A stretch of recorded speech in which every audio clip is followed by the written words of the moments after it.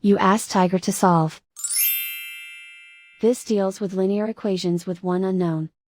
The final result is x equals 24. Let's solve it step by step. Group all x terms on the left side of the equation. Add x to both sides. Group like terms. Simplify the arithmetic.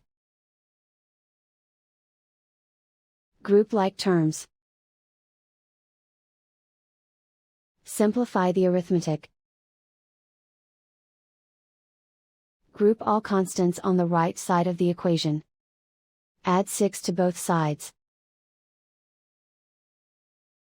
Simplify the arithmetic.